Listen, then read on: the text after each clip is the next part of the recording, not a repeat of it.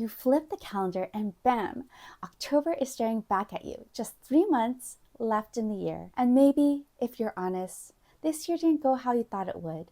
Maybe your goals got lost somewhere between January's fresh start and July's chaos. Or maybe you've been running on autopilot, feeling uninspired or even burnt out. Here's the good news. This year isn't over yet. In fact, these last 90 days can be some of the most powerful. Think of them like the final lap of a race.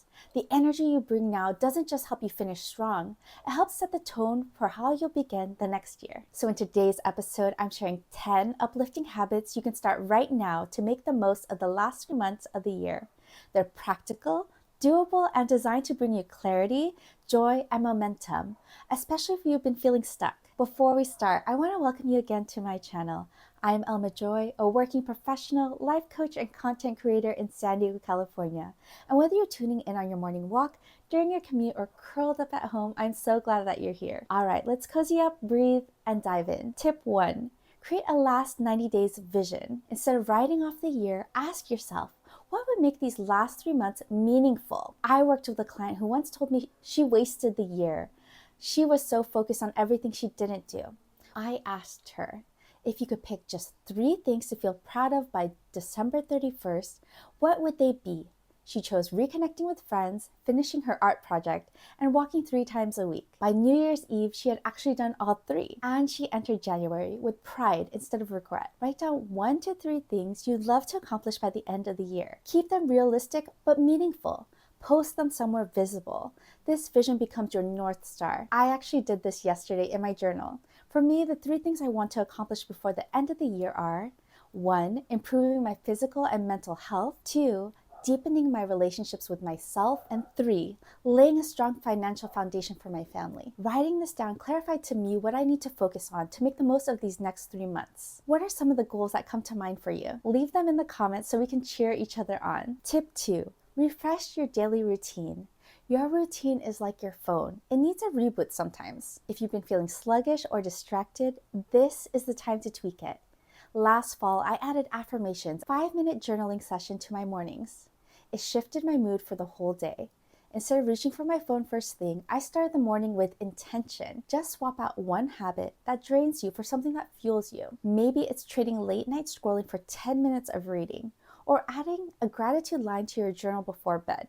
Small tweaks create big ripple effects. Tip 3. Embrace seasonal self-care.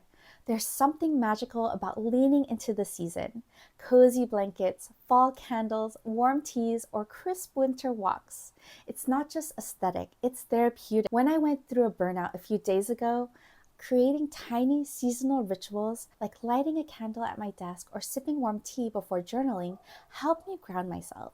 Those small moments mattered. Make a comfort or self-care menu.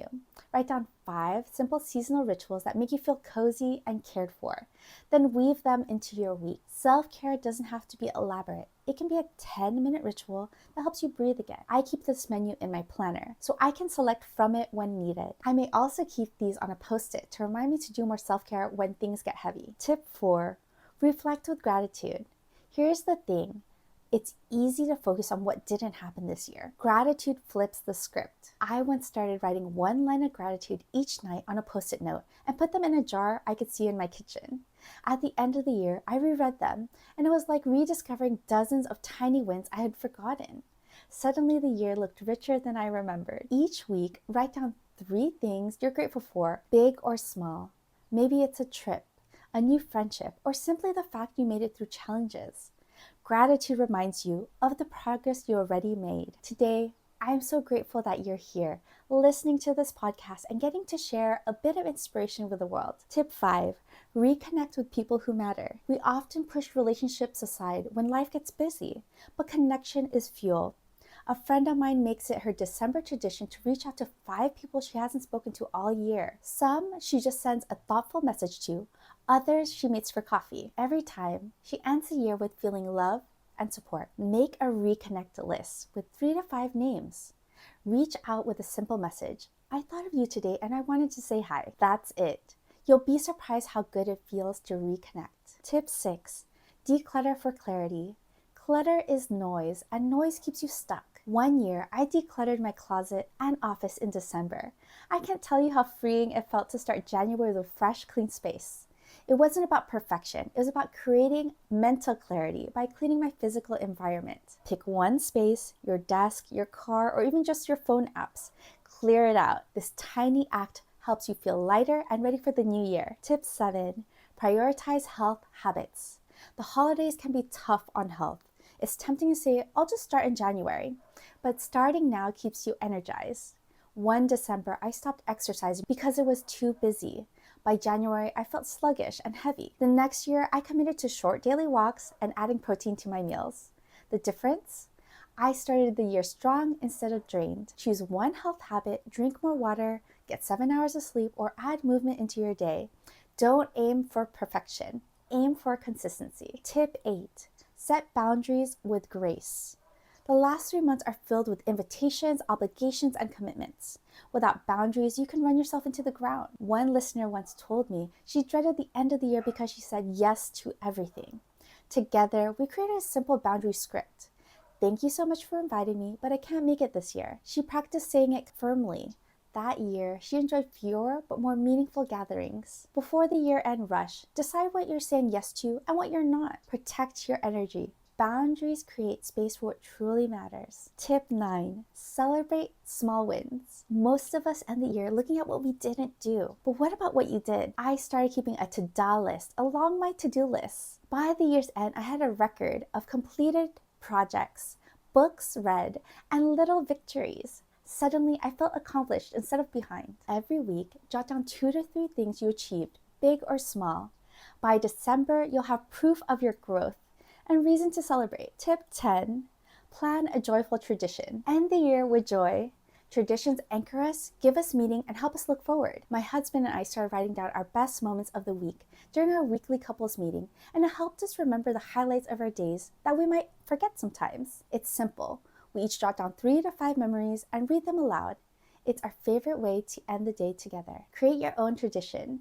It could be a year in review dinner or a solo vision board night or gathering friends to share highlights. Whatever it is, let it be joyful. Let's recap the 10 habits to make the most of the last 3 months of the year. 1, create a last 90 days vision. 2, refresh your daily routine. 3, embrace seasonal self-care. 4, practice gratitude. 5, reconnect with loved ones. 6, declutter for clarity. 7, prioritize health habits. 8, set boundaries with grace. 9, celebrate small wins. And 10, plan a joyful tradition. Remember, finishing strong isn't about cramming in achievements. It's about being intentional with your time, choosing joy, and protecting your energy. You still have plenty of time to make this year meaningful. If you enjoyed this video, please subscribe for more helpful and cozy content. Thanks for being here. Take care, and remember, you are enough.